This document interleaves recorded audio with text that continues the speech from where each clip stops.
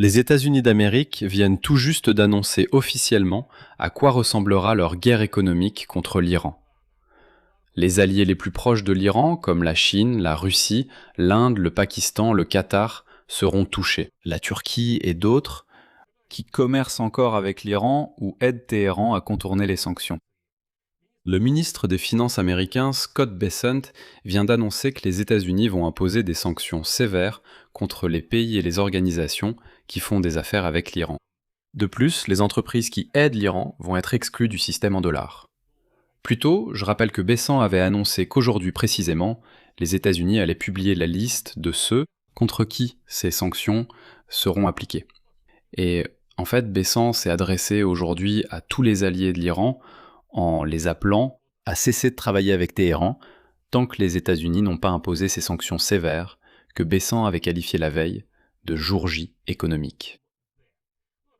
De plus, Bessent s'est adressé aux soldats iraniens pour qu'ils organisent eux-mêmes un coup d'État à Téhéran. Mais, dans l'ensemble, ce briefing urgent de Scott Bessent a seulement montré que les États-Unis essaient en ce moment même de relancer les négociations avec l'Iran. Et la menace de sanctions est utilisée comme un levier de pression sur Téhéran, car le rial iranien s'est déjà effondré jusqu'à atteindre un taux de 2 millions de rials pour 1 dollar américain. Et Bessent promet de faire monter ce taux à 3 millions de rials pour 1 dollar. Mais malheureusement, les nouvelles menaces de l'administration Trump ressemblent encore à un bluff. Le ministre des Finances des États-Unis a refusé de répondre à la question de savoir si les États-Unis étaient prêts à imposer des sanctions, par exemple, contre les banques chinoises. C'est une mesure qui pourrait mettre en danger les relations déjà compliquées entre la Chine et l'administration Trump. Mais ce sont précisément ces sanctions qui permettraient de couper l'énorme flux de financement de Téhéran, car c'est la Chine qui finance l'Iran.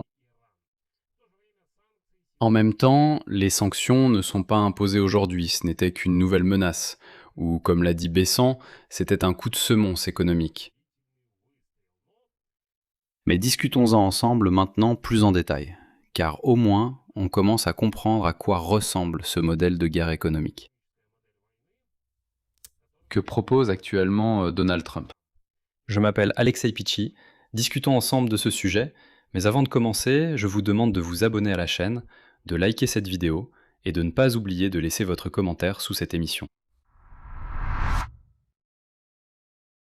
Alors le ministre des Finances des États-Unis, Scott Bessent, a tenu il y a littéralement une demi-heure un briefing d'urgence au cours duquel, comme on s'y attendait, il devait annoncer de nouvelles sanctions totales contre l'Iran.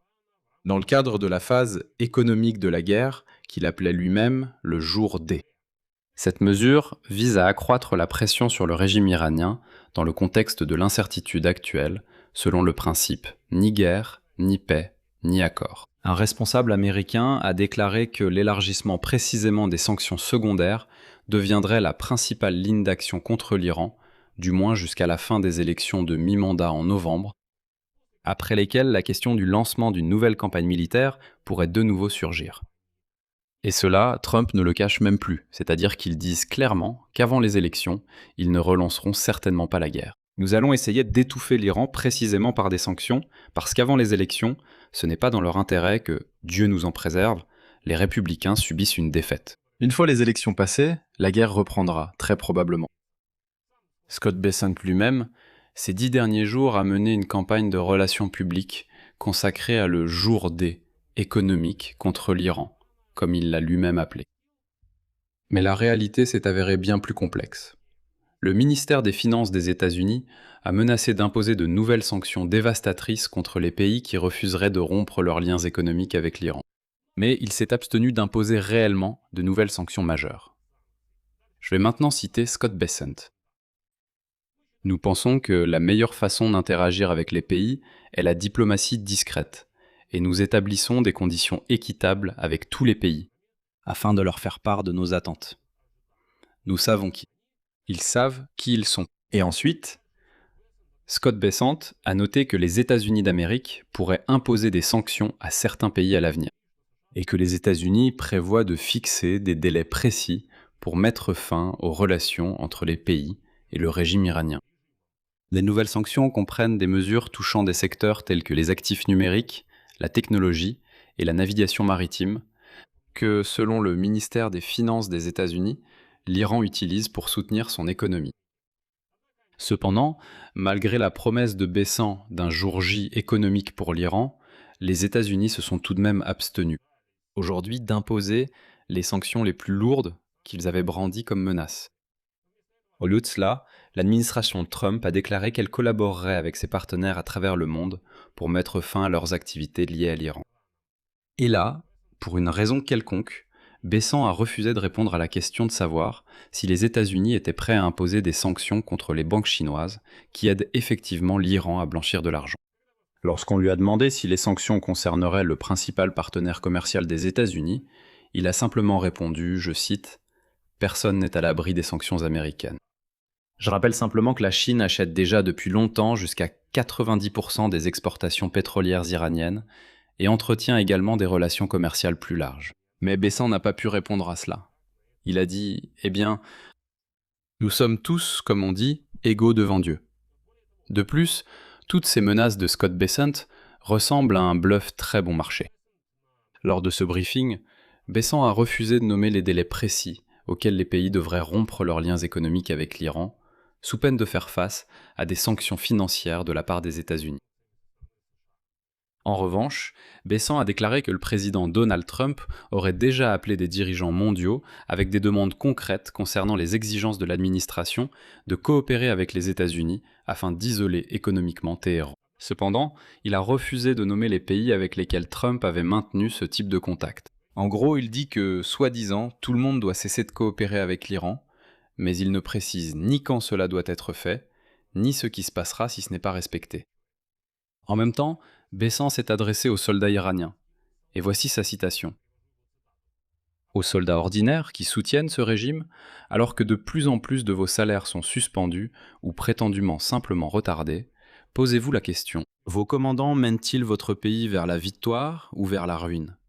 Et souvenez-vous que le mur de Berlin est tombé, lorsque des soldats ordinaires ont décidé de ne pas tirer sur leur propre peuple. Mais, en vérité, après que Donald Trump, je vous rappelle, au début de cette année, ait, abandonné les manifestants en Iran, cet appel paraît assez cynique. Je rappelle qu'en janvier, alors que les manifestations faisaient rage là-bas et que plusieurs dizaines de milliers de personnes ont été tuées, Donald Trump appelait publiquement à protester, à se dresser contre le régime iranien en disant « si besoin, nous aiderons ». Mais il n'a pas aidé. Quand on a dit aujourd'hui à Scott Bessent que vous aviez promis d'organiser le jour J économique précisément aujourd'hui, vous aviez dit 10 jours, vous aviez annoncé que le 24, vous alliez prendre la parole et tout annoncer. Mais au final, vous marmonnez quelque chose. À propos du fait que peut-être un jour il y aura des sanctions contre quelqu'un, contre qui exactement je ne dirai pas, quand non plus on ne sait pas, mais ce sera sûrement des sanctions sévères. À tout cela, Besant a répondu que le jour J économique annoncé est un tir de semonce. Ensuite, voici sa citation. « Nous pensons qu'un tir de semonce et l'établissement d'attentes plus claires seraient appropriés. Les États-Unis donnent à chacun la possibilité de corriger un comportement illicite, et l'imposition immédiate de sanctions sans avertissement pourrait faire exploser le système financier mondial. » Eh bien ensuite, il se contredit un peu, parce qu'au début, je rappelle qu'il a dit qu'il n'annoncerait aucun délai. Puis il a ajouté, je cite, « Nous estimons qu'il est important de fixer des délais définitifs et d'accorder aux gens une période de mise en conformité. Mais ils doivent savoir que ce processus sera très rapide et que nous sommes déterminés. » On a encore demandé à Besson, « D'accord, quels sont les délais ? Si vous fixez des délais, dites lesquels. Disons, dans un mois, tous ceux qui travailleront avec l'Iran seront frappés de sanctions. Ou alors dans une semaine. Ou dans 6 mois. Bon, quel délai ? » Besson a encore répondu. « Eh bien, il n'y a pas de délai précis, mais tout le monde doit savoir que nous agirons rapidement. » En somme, aucune certitude. Mais il est également important de noter que si les États-Unis appliquent réellement les sanctions promises, l'administration Trump devra activement s'opposer à des pays comme la Chine, la Russie, l'Inde, le Pakistan, le Qatar, la Turquie, et ainsi de suite, qui commercent encore avec l'Iran. L'Iran est sous sanctions internationales depuis de nombreuses années, mais le régime n'a pas fondamentalement changé son comportement dans la région, ni sa position concernant son programme nucléaire. La guerre a plongé l'économie iranienne dans une crise encore plus profonde, et lundi, le taux de change de la monnaie iranienne, c'est-à-dire le rial, a atteint un nouveau minimum, tombant à 2 millions de rials pour 1 dollar américain. Le blocus naval actuel, imposé par les États-Unis, empêche l'exportation de la majeure partie du pétrole iranien, coupant ainsi une source de revenus vitale pour l'économie de ce pays. D'un autre côté, les dirigeants iraniens ont tenté de minimiser les menaces des États-Unis concernant une nouvelle vague d'isolement économique et ont même menacé de prendre des mesures de rétorsion contre les pays qui allaient donc coopérer avec les États-Unis sur la question de l'imposition de sanctions. En gros, ceux qui refuseront de commercer avec l'Iran, l'Iran est prêt à les punir par des attaques, des missiles et des drones. Dans le même temps, plusieurs hauts dirigeants iraniens ont reconnu que la menace d'un effondrement économique est tout à fait réelle. Le président iranien Massoud Pezeshkian a déclaré que le gouvernement ne nie pas le déficit économique et il a souligné que l'Iran doit arrêter la guerre dès maintenant, tant qu'il est encore dans une position suffisamment forte. Quant au président du Parlement iranien, Mohammad Bagher Ghalibaf, il a déclaré, je cite, « Peu importe la puissance militaire dont nous disposons, si le peuple a faim, si nous n'avons pas de flux financiers, de croissance économique et de production intérieure, nous ne tiendrons pas. » C'est pourquoi, en ce moment même, les parties américaines et iraniennes se dirigent à nouveau vers des négociations.